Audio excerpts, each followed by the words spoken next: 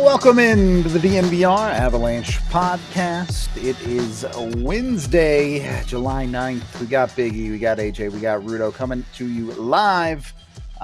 Yesterday at the end of our show, Dave Hakstol was announced as the Avs' new assistant coach. We've had a day to look into it, develop our feelings on it, and now we can talk about it. I would say results are mixed. Thoughts are mixed at best on Dave Hakstol filling this role for various reasons, but let me ask you guys this to start off. What were your thoughts on it immediately when he was signed, and where do you sit on it now? I think my first thought on it was it took us 2 months to get to this. And I guess I don't know what I was expecting. I'm not, like, I really don't know, like, what I was like. I don't know. I didn't think I was gonna feel many things whenever they announced the assistant, because it's an assistant, and like, how important is he, and you know what kind of job is, like, what is his role gonna be? There's so much of it that is unknown, and then they announced that it was gonna be a head coach who hadn't been a good head coach across multiple jobs, and it was like, okay. Do I love this? And then a bunch of people reminded me that he coached the Seattle team that beat the Avs, and I was stupid.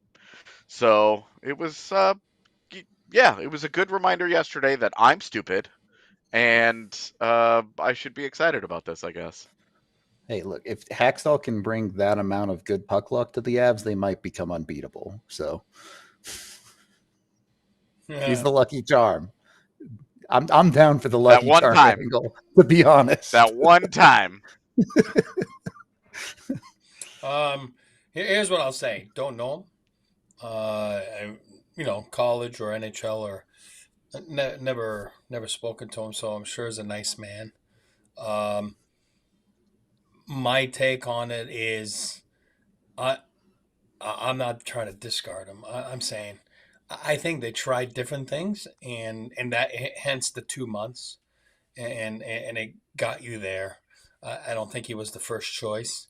3 people left on the coaching side of things, right? From the Eagles and the Avalanche. No, 2. No, 3. Well, if you count Ray, right? There's 3 openings. One was fired, yeah. Yeah. I mean, again, I get it, and I got that one. I think Ray understood that one too, and I do too. And now you have this, which is fair. I mean, this is a guy with experience. He's got I'll stick to what I've been saying. I don't think you hire someone because of your power play. That again, if I'm the Avalanche, it comes down to personnel. Yeah. In Edmonton, they had great personnel. Toronto, he was there in Toronto. It's great personnel. You have a 60-goal scorer.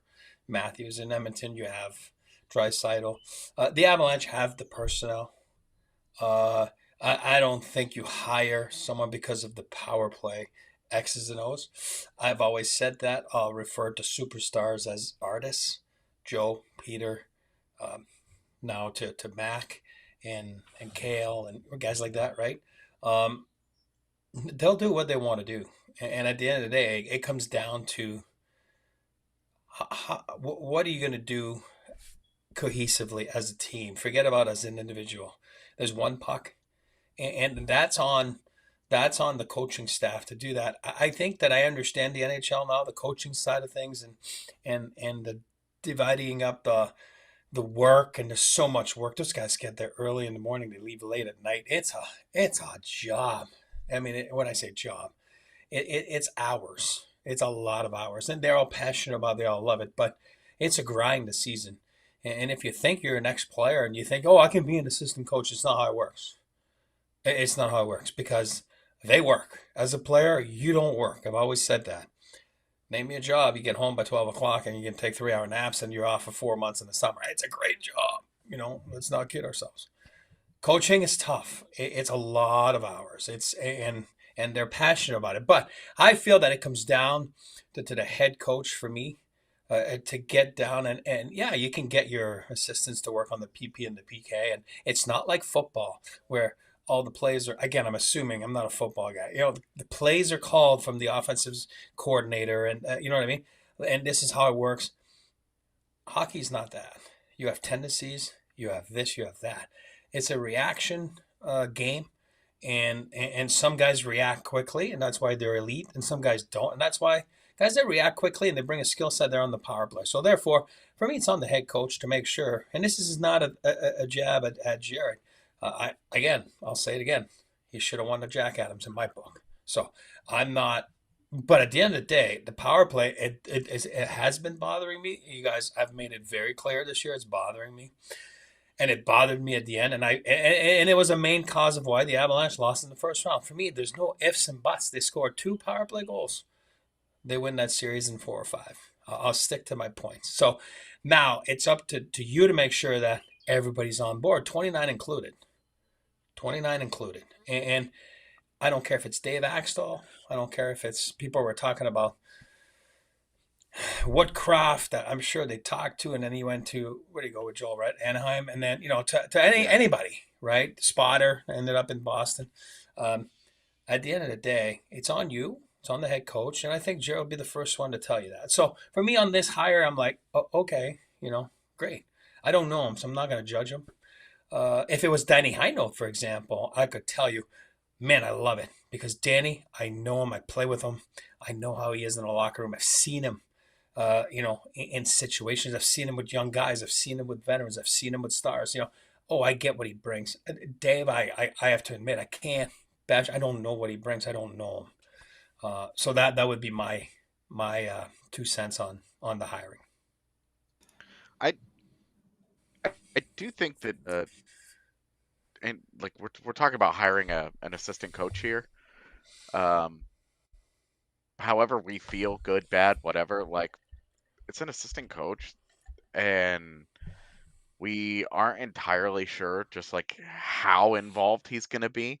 It's kind of a strange, and part of the reason why I was so not thrilled about it off the jump yesterday was you have a defensive head coach, you have a defensive coach in Nolan Pratt that's been there for a really long time. Dave Hakstol he's always run more defensive oriented teams. Where does he fit? Like, what is his role going to be? What exactly are they looking to get from him? Because we've been so focused on, well, they got rid of Ray Bennett. That means they're looking for somebody to run their power play. Okay. I mean, Dave Hakstol did it for a couple of years in Toronto. One year it was really good, and the other year it was fine. It was league average. But it's not like I guess some of my confusion and reticence to be excited here is I don't see exactly how it's all going to fit. There isn't like a clear lane forward with this coaching staff that immediately makes sense. And some of that is alleviated when Eric is familiar with a guy, knows him, knows people who knows him. And instead, we're all sort of in the dark here on this one where we're just like, okay, I guess we'll see how this goes. I'm not going to feel too strongly, good or bad. My initial instinct is he hasn't been a very good coach in the NHL. And when he left Seattle, there were an awful lot of comments from that locker room that were not positive. Players did not have a lot of good things to say about him when he left Seattle, and that's kind of my impression of it. Yeah. So I'm kind of just sitting here like, okay, I don't think that I'm not over the moon about it. I don't think it's the worst coach in the world that they could have hired. I guess I'm just sort of confused, and I'm left with the picking up the pieces of, okay, we'll see how it goes. I mean, I think there's a lot of angles to this, and we'll get into all of them over the next 50 minutes here. But kind of where I wanted to jump off first is we do expect him to have some sort of role, right? Now, what it exactly ends up being, we'll see. But Bednar has gone on record multiple times saying he is not a micromanager. He leans on his assistant coaches to do what they do, and he trusts them to do their jobs. So there is a pretty big degree of freedom for assistant coaches in the Avalanche organization to, whatever their role might be, do it the way they want to, make that work in the Avs system, and go forward. So this is not, again, we're speculating on what Hakstol's role might end up being. Maybe it's not the power play. Maybe they have him designated to be doing other things as an assistant coach. I don't know, but we are expecting him to have some level of impact, whether that's good or bad, up for debate. But it's not like he's just sitting there on the bench and it's Bednar really doing everything. Now, yes, look, ultimately Bednar's the head coach. Every yes-no decision comes down to him. He makes final say on everything. That's his job. But ultimately, there has to be some reason the Avs see that they hired Hakstol specifically. I can't tell you exactly what it is. I'm not tied into that coaching room. I don't know them that well, but I'm curious how they ended up here specifically. As both of you have alluded to, we're assuming this was not their first choice, else it would have been done a long time ago. But it is who they ended up with. So I guess I don't know what to expect next out of Hakstol and Bednar's organizational step for the Avalanche. Well, yeah, is this? Oh, go ahead. I just, again, I'm my main thing I'm going to focus on today, I think, is what is the role going to be?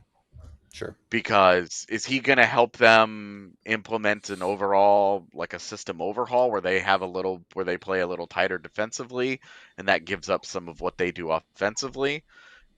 Given their signing of Brent Burns, it would seem like that's not how the front office views it. Yep. Is this about overhauling strictly a defensive zone system? In which case, why is Nolan Pratt still around? Like what is the level of input? Where do they feel like he is going to help their coaching staff improve their process and their game planning and how he sees the game, and where he can help make the Avalanche better? Because if there's one thing that has been true about Hakstol's teams, they've been pretty solid defensively at times, and they play really low event. The Avalanche have been okay to good defensively the last couple of years, but prone to the big mistake where they break down and they end up in some fire wagon hockey. With Pratt and Bednar on hand, that's been pretty consistent. Will Hakstol have a voice that helps them maybe stem those tides a little bit better, or is this purely on the players, which have not drastically changed either over the last few years?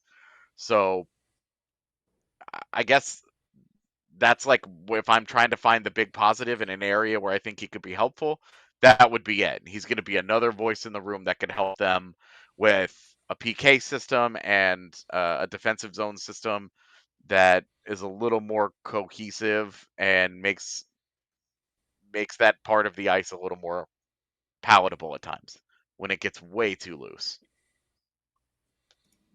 Yeah, I mean, if I want to just add to what I was saying earlier, I was catching a little flack on the chat there, saying that I'm smoking something, about Bednar as being the Jack Adams. First of all the awards are regular season awards. Do I agree with that? No, I do believe that you're judged on winning the last game of the year. So regular, awards should bring in the playoffs, right? With that said, I still believe in the thing that they had last year, all the injuries and the start and the goaltending they had, what they did, Jared Bednar should be top 3 in the Jack Adams, 100%. So I'm not smoking anything. That's just the way it is, right? With that said, somebody in chat said also, another first-round exit and the coaching staff. Yeah, probably. That can be true too. And I agree with that. He's been around 10 years, and he's awesome, and he's done an unbelievable job. But at some point, you got to win, right? You got to get out of those first rounds. So he knows that too. And that's why I was saying this Hakstol hire, I'm not sure I'm not sure what he brings. I don't know how he is as a liaison, between the coach and the players. That's very important when you're an assistant coach. I was just comparing to Danny. That's all I'm saying. I don't even know if Danny was in contention. You would think he was if he was in the organization. But to me, that's what's important. The power play is okay, and Bednar can take that over. But yeah, you said he delegates. Absolutely. This is a lot of work to do. But at the end of the day, that's on you. And I've seen coaches on the bench, they go, yeah, AJ, no more. Don't want to see him anymore. Right? On the back end, for example. It happens all the time because their heads are on the chopping block. So that's my take on it. Eric, touching on about 5 different topics I want to get into over the next couple of segments right there. But before we do that, we do have to pay a few bills. So let's make sure we're paying our bills and delegating our stuff correctly. As, of course, one of our many sponsors is Coors Light. You can choose chill right now with the Blue Mountain drink. The mountains literally turn blue on the bottle or the can to let you know it's ice cold and ready to go. Of course, they're available in pretty much every liquor store in the country, but if you don't want to get up, if you want to sit on your couch and get yourself some Coors Light, go to CoorsLight.com/DNVR. You can get it delivered right to your front door thanks to Instacart. Maybe you're watching your dogs wrestle like mine right there. Sit back, enjoy the show with the Coors Light. It's just that easy. Maybe you're out grilling in the backyard, having a burger or a hot dog. Coors Light, great for it. I absolutely love it. Can't go wrong there, especially today. Yeah, that's par for the course for them. It's like, 90-something degrees right now? You need a Coors Light on a day like this. This is when you choose chill. So jump in with Coors Light today. Make the most of the times you choose chill. Choose Coors Light. Again, head over to CoorsLight.com/DNVR to get it delivered right to your front door thanks to Instacart. Coors Brewing Company, Golden, Colorado. Please drink responsibly. Once you've chosen chill, you've relaxed a little bit, and you're enjoying life with Coors Light, maybe it's time to get tickets to your next event, specifically through Game Time. Go join Game Time today to get your tickets. Of course, it can be sports if you want to go to Coors Field and enjoy that, or go watch whatever sporting event you might have during the summer. Highly recommend you get in with them. You can use code DNVR and get $20 off your first purchase, but it's more than just that. You can get tickets to concerts, the theater, the movies, you name it. Game Time can get you in with their tickets. You can jump in and use their Game Time Picks feature where you search for tickets and they show you only the best seats for the best prices. So you have a great view. You'll get the best deal when it comes to Game Time. So jump in with them. Download the app today. Again, use that DNVR code to get $20 off your first purchase. Use the Game Time Picks feature to get the best tickets. And Game Time even guarantees you the best price. If you find tickets cheaper somewhere else, they'll reimburse you 110% of your ticket price. You can even get in on last-minute deals with Game Time. You can save up to 60% buying last minute for sports, concerts, comedy, and more. Take the guesswork out of buying tickets with Game Time. Download the app today. Create an account. Get $20 off of your first purchase with the DNVR code. Of course, terms apply. Get those last-minute tickets, lowest price, guaranteed with Game Time. Second period of the DNVR Avalanche podcast. And where I wanted to... No, I was saying just for clarity on the regular season awards, like there's LB's talking about it, which, and I love them. Yeah. Like, I'm not saying that. I love the interaction with the chat, but just so everyone's aware, like those awards are voted on at the end of the season before playoffs have started. Every award except the Conn Smythe. So every award is voted on. I don't remember the Jack Adams. Jack Adams voted by GMs, or is it? I don't remember. Like, some awards are voted by GM, some awards are voted obviously by your peers. That's the the Pearson award. Yeah. Media, the Norris, I believe. I don't remember coaches. I don't remember who does it, but I know when I was. It's the broadcasters. So again, it's voted on before the playoffs start. Everything's turned in at the league, just for everybody to know. But I'm not arguing playoffs, and that's why I'm saying the same thing as LB there, because you got to have playoff success after a while. You know what I mean? Because at the end of the day, that's what you get judged on. I think that's what you get judged on. It's a symptom of where the Avs are right now.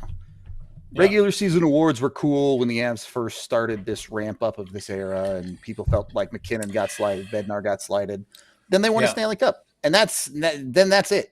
That's the only one you care about now is the Stanley Cup. The other awards, it's cool when Cale McCarr and Norris, but it doesn't hold the same sway that it did. Yeah. Well, and frankly, the Jack Adams is maybe the most meaningless award that's given out every year, other than the Lady Byng It's almost exclusively given to coaches who have coached a team that has a goaltender having a career year or a team that is having an insane season relative to preseason expectations, which is why Hakstol was a finalist for it. And the one good year that Seattle had, nobody had Seattle being very good that year. Hey, their underlyings also weren't very good that year. And hey, Yeah. it, And I agree. it's And again, and LEB they outscored their problems. yeah. And I agree with LBB right here. I agree with him because I agree it's stupid. And I know he didn't call anyone stupid. I know that. I agree with his point. It is stupid that postseason does not count. For me, it should count because it's a culmination of Yeah. your year. Every award should count, including postseason. So I agree with him. And I know he didn't call anybody stupid. I know that. So It's I know. So it's just it's a fair. You could do a show on this. You could do a full podcast on awards and how they should be and should not be. So yes, yeah. we probably will. Yeah, a lot of Jalagas left to go. I do want to transition back to Hakstol here. And the question I want to ask you guys is, did the Avs learn a different lesson than we did from this playoff series? Because we've talked at length about how their power play was bad, and it was. I'm not trying to not deny that. It needs to be better than it was in that series. It probably could have won them the series. But when you look back at these games, game 2 had a lead with 10 minutes left in the game. Yes, a goal would have secured it, but also not giving up a goal would have secured it. Same story with game 3. They had a lead with 11 minutes left in the game. They give up a power play goal for Dallas to tie it, and they go on to win it. And then game 7, they had a multi-goal lead in the third period that they blow. Is hiring a Hakstol an indication that they are more upset with not being able to hold on to those leads than securing the insurance goals? Sure. Okay. I'm just looking. I'm looking mean, for reasons right now. I'm looking for reasons. I get you, man. It's just I don't know if they had kept the same coaching staff that it would have indicated that they were happy that those things happened. You know what I mean? Like Sure. they just it's really not like blowing third period leads and losing games was a regular season problem for them because It wasn't. It's true. It wasn't. They blew 2 leads in the regular season in the third period leads and lost those games. Well, only 1 in regulation. So it's like this wasn't an ongoing issue. It's just it happened a couple of times in the series and that sucked. Yep. And a lot of times, again, I'm not defending coaching here, but a lot of time because I was a player, so I'll blame the goalies. There you go. That's what we do as players. God, he didn't make a save. I'm just kidding. But I think that those things happen, and I don't think it reflects coaching. I think it reflects your group. You know what I mean? Your strength as a group and your ability to close out games or your ability to make a big play defensively, offensively. I do believe the onus is on the players. That's why I said I'm able to say this because I was a player. I just feel that for me, coaching staff did not lose the series. I think the players did. With that said, we all know that it falls on the coaches, and that's why I was saying at some point, the Stanley Cup is 3 years away now, right? You know what I mean? You've had 3 postseasons since. So now you don't have that anymore. Just look at Malone and the Nuggets side of things, right? You know what I mean? So at some point, right or wrong, so that's on the onus is on the players. And the players have to come up with strong nerves, strong plays, big plays, superstar plays. And that's why you're a superstar. You got to go make those plays and then big saves as well, right? You got to make that big save. And then all of a sudden, you don't lose the lead, right? Because your goalie made 2 big saves. You know what I mean? And you don't talk about it. You don't talk about it. You just go, yeah, the Avalanche were 52-1 leading after 2. But you know what I mean? But if they lose, then you're like, oh yeah, well, there was no save, there was no this, there was dumb play, there was dumb penalties, there was, you know what I mean? So there's always excuses. So For me, the onus is on the players. Ultimately, it's always going to come down to the players on the ice making the plays, right? That is just how the sport is designed, how it's supposed to be. The players are supposed to go out there and win and lose games for you.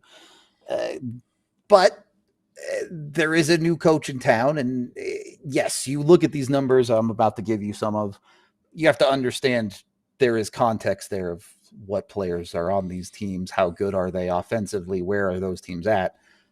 But ultimately, the underlying factor is Dave Hakstol was a coach for all of these numbers. First head coaching job in Philly, 2015. Had the 11th best power play in the league, just shy of 19%. Back then, the league was a little bit different. Power plays weren't nearly as good as they are these days, where, last year we saw numerous teams hit 25%. That year, the highest power play in the league was 23%. So numbers were a little bit lower, but as far as part of the league, 11th, pretty good. Across his head coaching tenure in Philadelphia, that power play got worse every single year. We saw Hakstol's power play numbers go in the wrong direction in Philly. They had a decent amount of talent through the mid-2010s, but it did not work out very well. He goes to Toronto as an assistant coach, has one very good year there. Toronto is in the top 10. I don't have it right in front of me, but a very good power play. Eighth, there you go. And second year in Toronto, bang on middle of the pack for the league. I think it was 16th. Average. Ends up going to head coach to Seattle. Now, Seattle, clearly a significantly worse offensive ability team than that Philadelphia team and those Toronto teams. Does not perform. Yeah. We also see that team struggle to even make it to the midpoint. They do not develop a quality power play by any stretch, and in their worst year, they're at the bottom of the league. One, as I just mentioned, how much of that do you guys place on Hakstol as a head coach or assistant coach in those organizations for those struggles? And two, should we care about those numbers coming into Colorado, or do you think they're just not relevant to what Colorado is going to ask him to do with the power play or otherwise here? I mean, I guess I hate to be the buzzkill here, but frankly, we don't know. Without knowing, without really having a strong idea of what Hakstol's role in Colorado is going to be, we don't know how relevant those are. Because if he was the guy with his hand in every single thing in Seattle, and those are a direct result of that, and then he's getting that same kind of control in Colorado, very relevant. That's a problem. You're concerned. But if, he wasn't super involved in Seattle, and he was delegating the way that we know Bednar likes to delegate, and then he's going to get to Colorado and Bednar's going to delegate that solely to him, we don't really know. Frankly, we just don't really know without having a better idea of how the responsibilities will be divvied up. We just don't really know yet. Which is why I think it's hard to be really, really upset about this and really, really excited about it. Yeah, and he didn't coach last year either, right? Didn't coach last year. Coach was assistant at the Spangler Cup, I think, was his only coaching credit. Yeah. Absolutely the funniest part of that press release. He was an assistant coach for Team Canada at the Spangler Cup. Yeah. Girl, all right. There's an NCAA team next year, the Spangler Cup, which will be fun. That's got to be fun. What was I going to say? I was going to say, yeah, I mean, at the end of the day, I mean, listen, or I don't know, or was this a Bednar hire, or was this Here it is. I found the connection. You know who the starting goalie was for Team Canada at the Spangler Cup? Antoine Bibeau. That's an old name. Antoine Bibeau. The real connection is Dave Hakstol to Brock Nelson from a million years ago. Yeah, I know, but I mean, is this a Bednar hire? Meaning, like, and Prater and Brett Bretzkley there in the video room. You know what I mean? No, they got to look for a skills coach, right? They got to look for what I'm trying to say to get back to Hakstol, sorry, so I don't get lost. Is this a Bednar hire, or is this a combination of the front office and the coaching staff? Because, well, okay, internally we named a rookie head coach Letestu, right? That's a rookie head coach. He's been an assistant Yeah. coach in the American League. Now, are you protecting yourself with a guy that's been a head coach in markets like Seattle, Philly, and obviously assistant coach in a big market like Toronto? So, are you protecting yourself a little bit in case something happens? And again, I'm not starting this. I'm not on this fire Bednar thing at all. Like I told you guys, so let's start that. But as an organization, you have to protect yourself for things to happen. And so, is this that type of hire? Maybe. I don't know. Again, like I said, I don't know. So This is all we can only speculation. speculate. Exactly. But that's, to be honest, what it feels like is this is the guy that was left. They missed out on everything else, and if this guy was still there. I do want to continue this conversation. We do need to pay a few more bills, though. So let's hit that first, and then you can keep rolling. We are brought to you by the folks over at Cake Mortgage. Look, if you're a regular employee at a company, you get your W-2, your income shows on your tax return, super easy for traditional lenders. But a lot of you have a more complicated system, whether you're a business owner, a creative professional, maybe you're a contractor, anyone who eats what they hunt. Cake Mortgage is here to help you. It's more complicated for you when it comes to applying for a mortgage. By maximizing legitimate business deductions and expenses, business owners can reduce their taxable income and keep more money in their business. This means their tax returns show little income. Most lenders don't understand that type of complex income, so they get denied for home loans or refinancing. Cake can get business owners approved by validating your cash flow through bank statements, certified profits and loss statements, and more, like business tax returns. You can jump in with them. They know what they're doing. They've been around doing this for a long time. Cake Mortgage Corporation, equal housing lender, NMLS number 1734623, licensed in Colorado by the Division of Real Estate. Terms and conditions apply. All right. Yeah, almost. All right. You're just going to have to deal with croaky voice, I guess. Didn't take my allergy pill this morning. Sorry, fam. We're also brought to you by the official vehicle of DNVR, Toyota. You can jump in with them, not just the official vehicle of us, but the official vehicle of the Colorado Avalanche. Go find your vehicle. They have something for everyone. Trucks have been in their DNA forever. They've also got the SUVs, the sedans, and more, all of which coming with 17 different models of all-wheel or four-wheel drive. So if you like to go off-roading, or if you just like to get through the snow easy here in Colorado, Toyota has the vehicle for you. If you're looking to save a little bit of money, there are no automakers out there that offer more low and zero emission vehicles combined, so you can save a little bit on those daily commutes, or maybe you're going on a road trip and you don't want to fill up all the time. 16 different hybrid vehicles to choose from, including trucks like the Tundra iForce Max. They've got it all when it comes to Toyota. Go visit your Front Range Toyota stores, including AutoNation Toyota, Arapahoe and Centennial, Corwin Toyota in Boulder, Group Toyota in Littleton, Mount States Toyota in Denver, Stevenson Toyota East in Aurora, and Stevenson Toyota West in Lakewood. Toyota, again, the official vehicle of the Colorado Avalanche. Let's go places. Third period of the DNVR Avalanche podcast. It's, as I say with everything in this organization, it's the results that will ultimately guide how people feel about this. If the Avs go out and have a wildly successful power play year, people will feel great about it. If the Avs go deep in the playoffs, people will feel better about it. If things go poorly, let me ask you guys this way. What would it take for Jared Bednar to be in the hot seat? I'll go first. I'll go first because I have so much respect for him, and and I'm going to put Prater in there.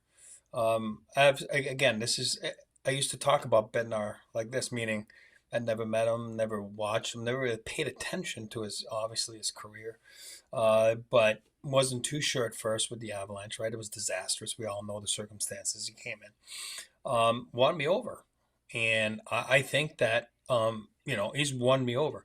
Now, I'll say it again, and I said it 10 minutes ago. For me, it will never be about the coach. I'm being honest, because I've been in those. It's always on the players. You either live up to the moment or you don't. As coaches, yeah, at some point you can get tuned out. That's on you because you're not adapting and you're becoming redundant and you become annoying. And it's like, ooh, you're managing 25 egos. Forget about the X's and O's. Everybody has X's and O's. And, at the end of the day, it's all the same. Let's not kid ourselves. I'm just being honest, okay? It might be a little tweak here, a little tweak there. It's how you get the players to execute your X's and O's. It's how you get the players to execute the power play ideas or the PK ideas. Like I said, I'll just use that on the side note. If your goalie can't stop a beach ball, I don't care what scheme you got on the PK, you're going to be dead last. That's just the way it is. If your goalie can't stop it, that's why I say it's on the players, right? So I don't think he's on the hot seat. And the question is, what would it take? For me, I don't want to hear this talk all year about Bednar and the hot seat. Like, at the end of the day, when the season ends and the Avalanche lose in the first round again or whatever it is, that for me, that would be like, okay, maybe it's time.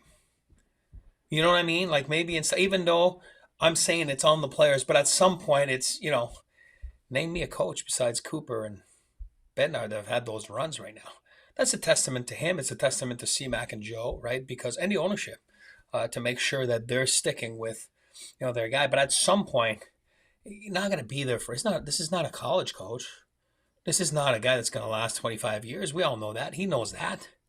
So for me, if you have an early exit again, then it's time to just switch things. You know what I mean? You have to.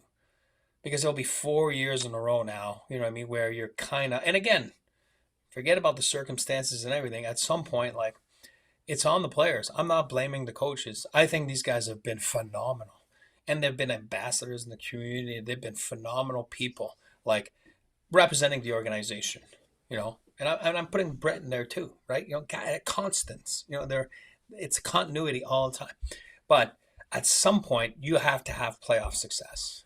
And nowadays, or back then, you again, it's the stupid line. You can't trade away 25 guys. No, it's true. You can't. So you just got to make us. You can't stand still. You can't stay put. And for me, an early exit would mean like, okay, but during the year, like those guys freaking deal with injuries. They deal with everything. And those guys are always there. They always find a way. And he's always calm and he never calls out people. I love the way he does it. I love the way Prater does it. So, yeah, I'm giving them flowers. I am. Even though they're not my great friends. And I'm not friends with them. I'm not calling them after this, So, but at the end of the day, you have to get the players, to get the most out of your players. Okay, well, they didn't get the most out of their players this past postseason. And that's why I say it's on the players. The onus is on the players. But I don't know. We'll see. They're a good team.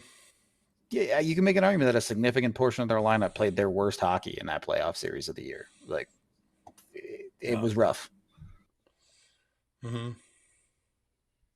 I agree. I don't even know that I would agree. I think I would just look at primarily Cale Makar and say, that's a superstar who had the worst series of his career, and if he has even an average series, it's over in 5 games, Like, I'm not even looking... I don't know why we really have to pretend like the Avs were bad in round 1. They should have won it. They threw it away. Every underlying metric but the power play, they were better. Yeah. It's just we don't have to. They choked. They threw it away. They did all of the hard work to put themselves in position, and then they got lit on fire.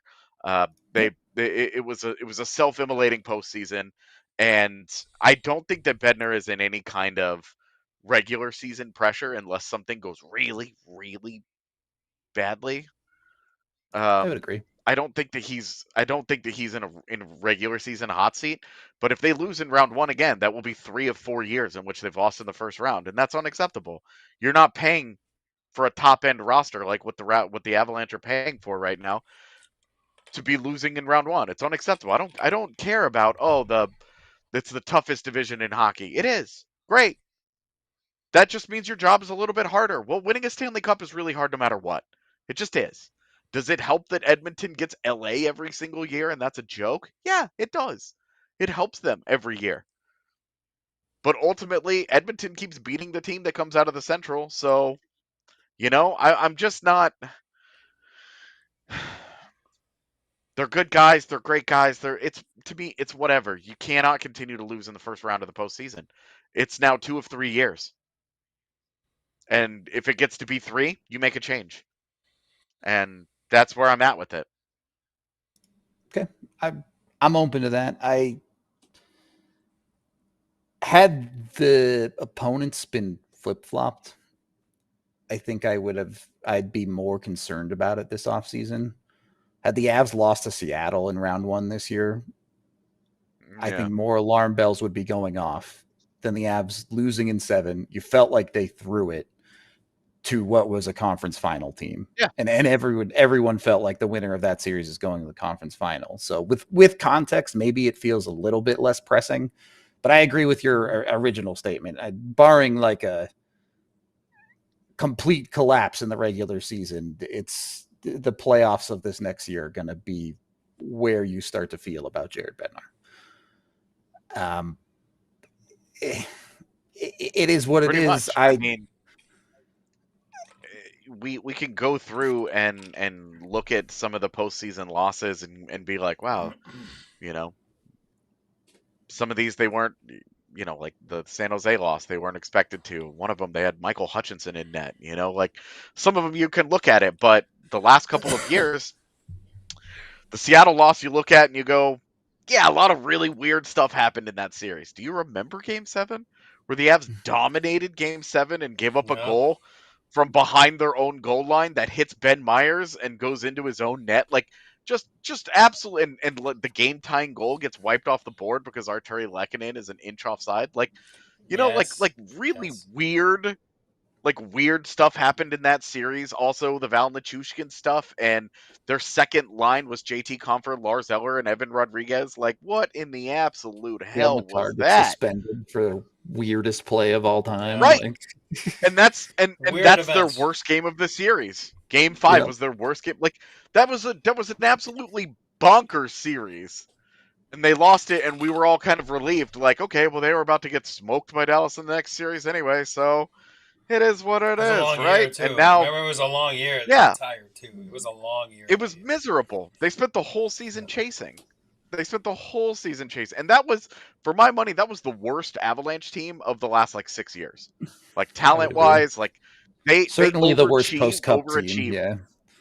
Oh, easily of the 3 post-cup teams, by far the worst of them. And overachieved in the regular season, fine. Like it is what it is. And 2 years ago, they lose to Dallas.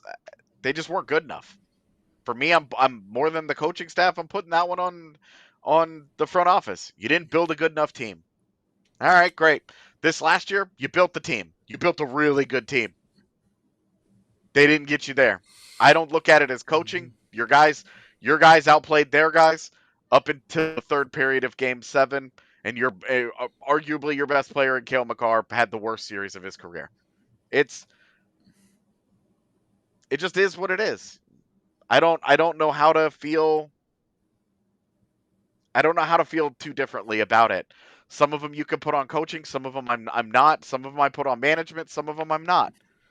And I think the end result is you've advanced to one conference final in this era with all this continuity, and you've continued to build a good team. You've continued to. This is a solid roster. This is a solid group that they have right now. They have gotten worse over this course of this summer, but so have Winnipeg and Dallas. Dallas, yep. Your direct competitors for the division title have also taken steps back, partially because of the salary cap, and that's how this goes. But that's just how it is. Like you're in a really good position. All of St. Louis, Utah, all these teams are chasing you down because you're already in a good position. I think part of the conversation here is, and it's something we talk about a good bit on the show, is scenarios like this. Today, if you said the Avs had a 2-goal lead in the third period of Game 7 of Round 1 in this year's playoffs, you would take it. Without even thinking about it, you would take that situation. Yes. Boom. So, give me that. Yes. I don't care who the opponent is. I don't care how they got there. Give me that. Give me that. So, not that the Avs are free from criticism. There's plenty of criticism to be levied. We levied a lot of it on this show. But that criticism does not erase the significant amount of good work. The Avs put themselves in a position to win that series, and then, yeah, they choked, they blew it, whatever. You have to have a little bit of balance for giving them credit to putting themselves in a situation where they could choke. Obviously, the choke doesn't feel good, but you can say they should have won the series because of the good work that they did. Hell yeah, blew the leads instead of never had them. You were closer. It feels, this is, I said this after the series ended, but it feels a lot like Andy Murray when he lost to Roger Federer at Wimbledon and was crying on center court, and he was like, well, I'm getting a little bit closer. And then he eventually did break through and won a couple of Grand Slams. He won Wimbledon. Yep. Yeah, you got to take what you can get, I guess, but you need to close. Eventually, you got to do it. Yeah, absolutely. You got to close, man. To circle back into Hakstol a little bit here to just kind of wrap up this conversation. Chat's been talking about a lot. Again, a lot of speculation here. None of us are super familiar with Hakstol, so take it for what it is. Do you think there's any truth to Hakstol stepping into line? If Bednar struggles in round one again, is Hakstol the heir apparent, or is this just a purely assistant coaching hire?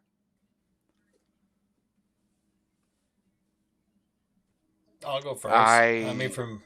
Go ahead. I got my thoughts. No, go first. Take it. For me, it's a little bit of both. That's why I brought it up earlier. I've been in those positions. I've been in situations, and here's what I'll say: when it goes like disastrous, like it's disaster, and then you have to make a coaching change. You're always looking, and then you're looking internally first, right? Who do I have here with this group that understands what's going wrong right now? Who do I have in the American League? What do I need? What profile do I need? Do I need a softie? Do I need another harsh guy? What do I need, right? When I say softie, you know what I'm saying. A softer voice. Do I need a harsher voice? Do I need, I don't know. Like, you got to address a profile. You're doing this for a reason. There's something that's going bad. So I think that having comfort that you have someone internal in the front office, I'm talking about comfort from the front office, I think is important at times. You know what I mean? Because it's easier if you decide to go that way, where if you don't have anyone internally, you can't go that route. You have to go purely on the outside, right? So right away, it takes the internal, let's look internally. You don't have one. For me, that's, or maybe Prater is that guy. I don't know. I don't know what Prater's goals are. Is Prater want to be a head coach one day? I really like him. I like him a lot. I have a lot of respect for him. I've never asked him, what are your aspirations, right? I'm not friends with him, but I think that when you have someone that's been there in multiple places, I don't know if that's a good thing or a bad thing, but experience-wise, it's a good thing. It's not raw. It's not new. It's not rookie-ish, So I think it's important. So I think it's a little bit of both. And I think that's where management probably stepped in. And again, that's my assumption. And that's why I say, to answer your question, it's a little bit of both. I'm not sitting on the fence. I'm saying I think it helps that if something happens, you're protected. Okay. Again, just my own personal thoughts. This is not anything else but my own opinion. I don't want Dave Hakstol to be the head coach of the Colorado Avalanche. I think he has a pretty proven track record of being a bad head coach. Yeah. We're sitting here talking about, we don't know what his role will be as an assistant. We know what it looks like as a head coach, and it's never been good. Yeah. Yep. He's had 3 postseason appearances in 7 years. Oh, it's like 6 years and change, because one of those years he got fired like 30 games in or something. Yeah. So I'm good on that. I can tell you that for sure. That's a hard pass for me. That's a hard pass for me. I'd rather hire Pete DeBoer at that point. He's a free agent right now. We're talking about firing Jared Bednar next spring. Obviously, we're getting a little ahead of ourselves here. That guy's out there. David Carl is out there. Just bring him on down the road. I mean, there are a lot of avenues to go to before I'm like, yeah, Dave Hakstol, head coach. This is a great idea. Sure, I'm good on that. The one thing I will say about him as an assistant coach that might help, that guy's always pissed off. The fire on the bench. The fire on the bench might be a really welcome addition to a really quiet Avalanche coaching bench. Like, that's not, that everybody takes their cue from Jared Bednar. Cool, calm, collected. Dave Hakstol is going to scream at somebody, and sometimes That's the Avs need screaming at. When Nathan McKinnon is at 2.5-minute power play shifts, maybe someone got to yell at him to get off the ice. No, he's going to scream at Nathan McKinnon, and Nathan McKinnon's going to scream back, and then he's going to scream back at him. Like, maybe that's what they need a little bit of this, a little bit less of this. I'm just going to let you guys do what you do. I think the Avs have gotten too cliquey over the last few years. If you watch them at practice, you watch them in warm-ups, morning skates, the same guys hang out with the same guys, and I think that's a bad thing. You want to be more of an integrated team. You want to you want to see the star players integrate with everybody, not just hang out with the other star players. I think that clickiness is something that needs to get broken up. And I don't know if that's necessarily Dave Hakstol that's going to fix that. But I like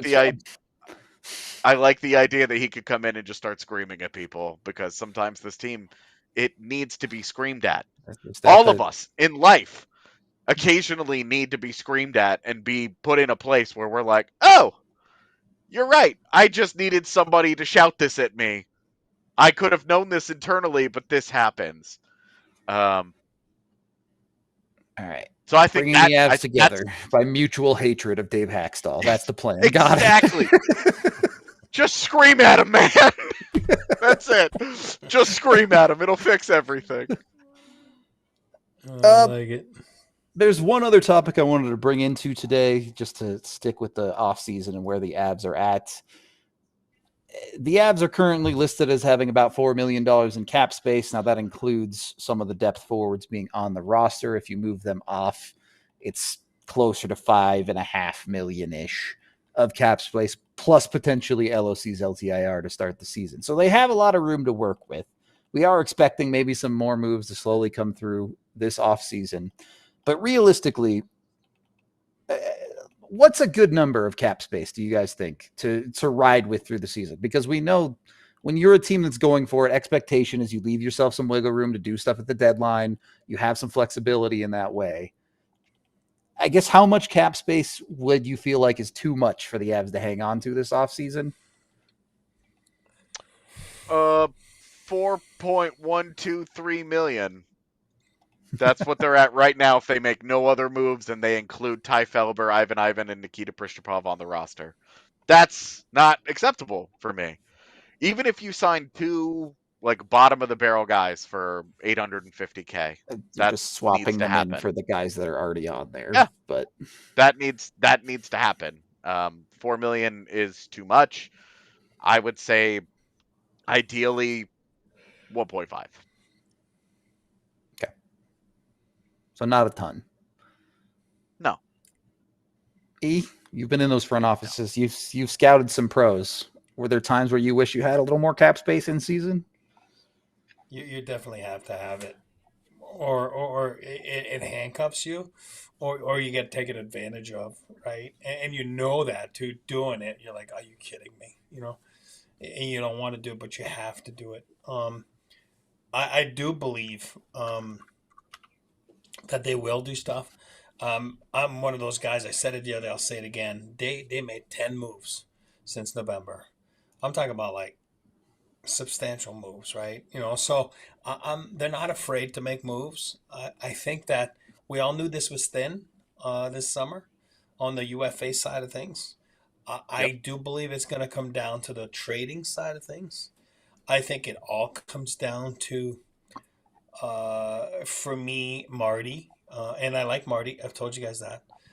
But I'm not working in the front office. And and I have to, they're going to have to make decisions. Again, it's not even about, you got to wait with Marty till the end of the year. No, if you wait with Marty till the end of the year, he's walking. So it's very simple, right? So we don't know what he's asking them. And if they're not comfortable, they weren't comfortable with Mikko. They're certainly not going to be comfortable with Marty Natchez. I know it's a different number, but I'm saying on the thought process. So, and with reasons. And so now I think it comes down to that. And again, I wish it was easy and Marty's like signing an 8-year deal at $8 million. See you later, right? Done deal. But doesn't seem to be very easy right now. It doesn't seem to be very fluid. And it wasn't in Carolina either. This is nothing new. So I think it comes down to him. And if it comes down to that, then we all know they were in on Ehlers, right? So there's a reason you're in on Ehlers. So, because you're doing something. So I think that $4 million is important to have, so you're not handcuffed and can't do what you're trying to do. But they're certainly not afraid to make moves. And some people were saying, they made too many moves and there's too much fresh new players, and that's why there was no cohesiveness. Maybe. Sometimes I don't buy that. That's a different conversation. But it's certainly a thought. Absolutely. And I think that it's important to get some right now, some room, and to really see what happens. And then it's going to get quiet here coming up, guys. Really quiet. And you might have to wait till September. You know what I mean? Great. But, let's rank sandwiches. I was going to say we can rank sandwiches. I got no problem. Best sandwiches in the American Hockey League, all that kind of stuff. I saw a ranking today of the top 50 breakfasts in the world, and pancakes wasn't on there. So I'm going to find out who wrote that list, and I'm getting on an airplane, and we're fighting. Yeah, I don't know how pancakes doesn't even make the list. That's crazy. Look, right? You're looking for a bright spot. Here's one problem the Avs don't have. No arbitration cases. Winnipeg Jets have 3, by the way. It's tough out here for Winnipeg right now. Yeah. The Velarde and Sandberg deals are tough. Those are big deals. Certainly the Velarde one. But yeah, it's off season, and the Avs are I don't know. I don't know how to feel about the Avs. It feels like they aren't done, but you also don't really know what's coming next. Yeah. They are incomplete. If this is the version that rolls out on opening night, that's bad. On opening night, mad. We should be mad. We should be mad. All right, I'm good with that. Who knows? He said it. It is probably going to slow down here. I mean, it's already started to slow down across the league, if we're being honest about it. But with some of the coaching roles filled, I guess it technically was 4 coaches, right? If we're counting Bennett, because Toby Peterson moved on too. So, yeah.